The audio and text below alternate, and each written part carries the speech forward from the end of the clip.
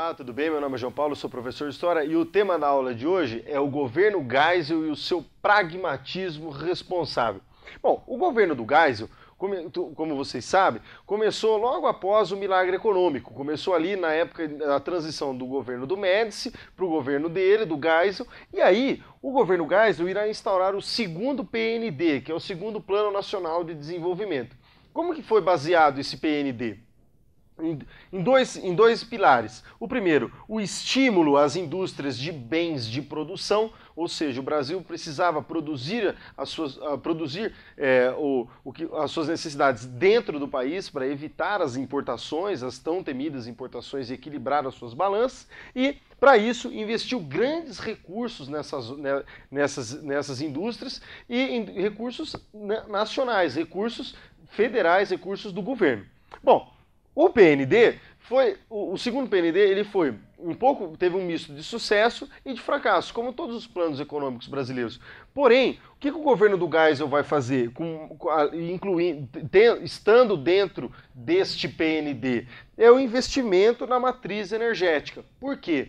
O mundo foi assolado em 73 pela crise do petróleo, que acabou com o comércio do petróleo porque aumentou o preço do barril. Então o governo do Geisel resolve trabalhar da seguinte forma: vamos investir em outras formas de energia. É aí que surge o pró-álcool de 75. O pró-álcool de 75 fazia com que, ou forçava, na verdade, a população a comprar carros com álcool, movidos a álcool. Então incentivava a produção sucro-alcooleira, e aí os carros saíam de fábrica com combustível a álcool, certo? Então essa é a ideia do pró-álcool de 1975.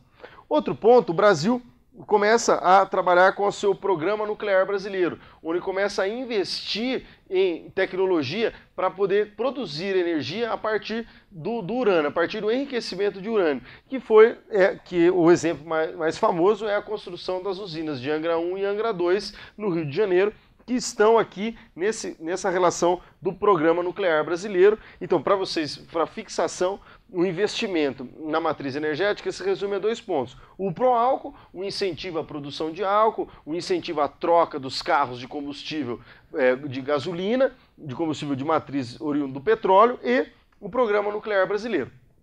Só que o PN, olha a contradição, em 73 o mundo teve a crise do petróleo. Em 79 ocorre uma nova crise do petróleo. E essa nova crise do petróleo fará com que o governo do Geisel busque novamente outras alternativas, além das alternativas relacionadas ao pró-álcool. Vai fazer com que o governo volte atrás, comece a investir em outras formas de matriz energética, na crise do petróleo de 79. E aí, essa crise do petróleo está diretamente ligada com essa ideia que é o pragmatismo responsável. Quando você fala que uma pessoa é pragmática, significa que essa pessoa é uma pessoa prática, essa pessoa ela trabalha de forma prática. E foi isso que o governo do Geisel buscou, com o seu pragmatismo responsável. O que ela fez? O que significa ideologias deixadas de lado?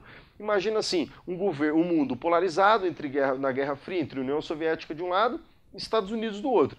Essa polarização do mundo fará com que o Brasil fique mais próximo do bloco capitalista, do bloco ligado aos Estados Unidos. No caso do governo do Geisel, com o seu pragmatismo responsável, ele fala assim: não, vamos deixar de lado, nós vamos atuar em prol da praticidade para sair da crise, ou seja, vamos buscar efeitos práticos para sair da crise. Quais seriam esses efeitos práticos? Uma aproximação com a China, por exemplo, onde trocas comerciais, uma aproximação com a União Soviética, uma aproximação com outros países do bloco europeu que talvez não estavam tão próximos quanto os Estados Unidos. Então o Brasil começa a deixar de fazer negócios exclusivamente com os Estados Unidos.